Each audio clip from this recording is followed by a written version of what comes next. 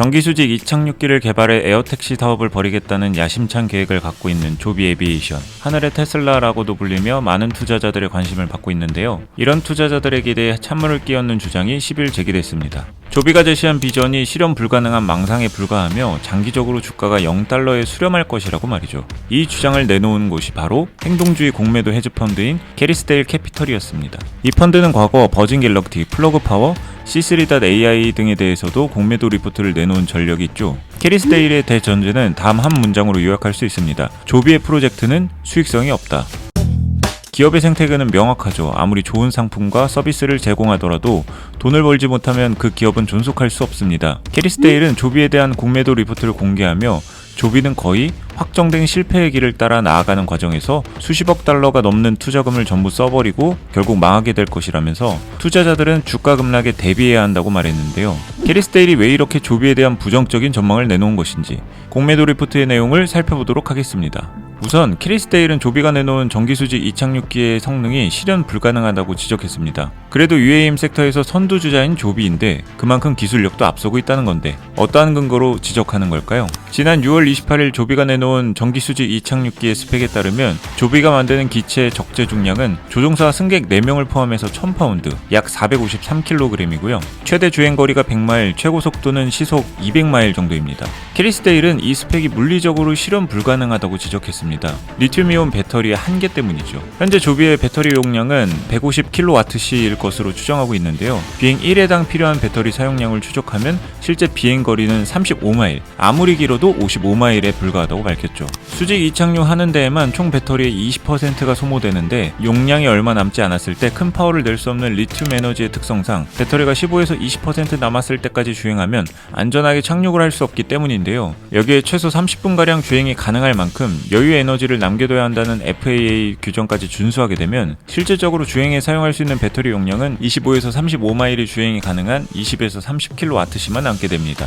캐리스데일이 추산한 실질 주행거리를 고려하면 조비가 계획하고 있는 에어택시 운행은 사실상 불가능합니다. 조비는 맨하탄을 중심으로 80에서 100마일가량 떨어진 뉴헤이븐, 이스트햄튼, 트렌튼, 필라델피아, 애틀랜틱 시티로 에어택시를 운행할 것을 계획하고 있는데요. 조비의 전기수직 이착륙기 성능으로는 에어택시 운행 수요가 있는 도시로 주행이 불가능하다는 것이죠. 이는 즉 배터리 성능이 비약적으로 발전하지 않는 이상 에어택시 사업으로 조비가 돈을 벌기 어렵다는 것을 의미한다는 것이 캐리스데일의 분석입니다. 더 좋은 배터리가 개발되지 않겠냐 생각이 들 텐데 문제는 기술이 개발될 때까지 수익이 없어도 괜찮은가가 중요한 지점이죠.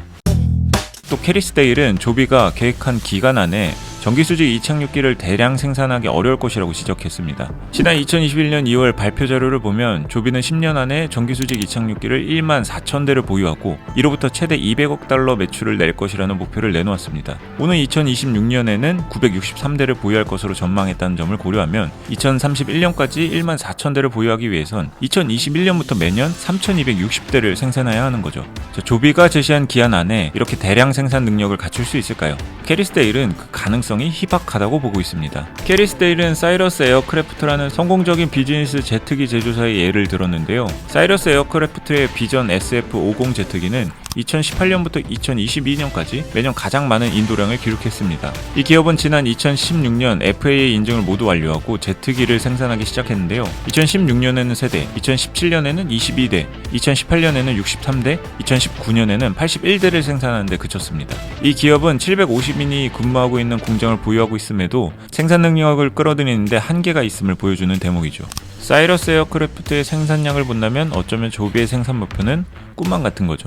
캐리스데일은 전기수직 이착륙기 생산에 든 비용도 조비의 예상보다 훨씬 높을 것이라고도 지적했습니다. 지난 2021년 자료를 보면 조비는 2026년에는 대당 130만 달러의 전기수직 이착륙기를 생산할 수 있을 것으로 전망했는데요. 물가가 엄청나게 상승한 2023년에도 조비는 이 수치를 고집하고 있죠. 그렇다면 다른 전기수직 이착륙기 제조사들은 어떨까요? 캐리스데일의 분석에 따르면 아처 에비에이션, 이브 플랜스, 버티컬 에어로스페이스 등 전기수직 이착륙기 제조사 3곳의 평균 생산 생산 단가는 300만 달러였습니다. 조비의 예상치보다 무려 2배나 높죠. 대량 생산과 제조 비용 모두 조비가 제시한 기한 안에 맞추기 어렵다는 건 실질적으로 에어택시를 운행하기까지는 더 오랜 시간이 걸린다는 것을 의미합니다. 유의미한 매출이 발생하기까지 조비가 사업을 지속하기 위해선 추가적인 펀딩이 필요하다는 것을 의미하죠. 하지만 펀딩에만 의존하는 것은 상당히 위험한데요. 조비라는 기업에 대한 신뢰가 떨어지거나 거시 경쟁 상황이 악화되면 언제든 돈줄이 끊길 수 있기 때문입니다.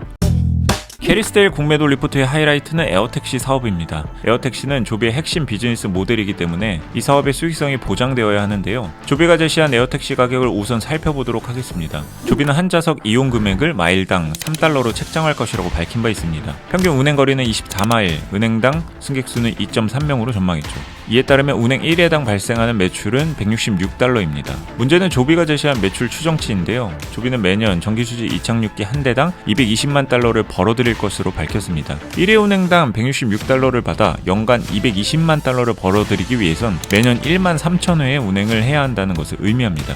365일 내내 쉬지 않고 매일 36회씩 운행해야 한다는 것을 의미하는데요. 그만큼 수요가 발생할 수 있을지 너무 낙관적인 전망이라는 거죠. 이에 더해 캐리스데일은 에어택시 운행에 드는 비용이 조비가 제시한 것보다 적어도 4배에서 5배는 더 들 것으로 추산하고 있습니다. 조비는 에어택시 운행에 드는 비용을 마일당 3.77달러로 밝힌 바 있습니다. 하지만 캐리스데일이 제시한 매우 긍정적인 베이스 케이스와 비교했을 때 파일럿 인건비를 제외한 모든 항목에서 추정 비용이 조비의 추산보다 높게 나타나고 있는 것을 볼 수 있죠. 결국 에어택시 사업으로는 조비가 목표한 만큼 높은 수익을 올릴 것으로 보기 어렵다는 점을 의미합니다. 조비의 핵심을 저격한 셈이죠. 물론 캐리스데일의 공매도 리포트가 기업 실사를 기반으로 하지 않는다는 점을 고려하면 모두 100% 신뢰할 수 있는 정보라고 할 수는 없습니다. 하지만 기업이 제시한 화려한 비전을 지나치게 신뢰하고 있는 것은 아닌지 투자자들에게 경각심을 갖도록 할 수는 있죠. 캐리스데일의 공매도 리포트가 3분기 어닝 시즌을 앞두고 발표된 만큼 조비가 어떤 답변을 내놓을지 지켜볼 필요가 있겠습니다.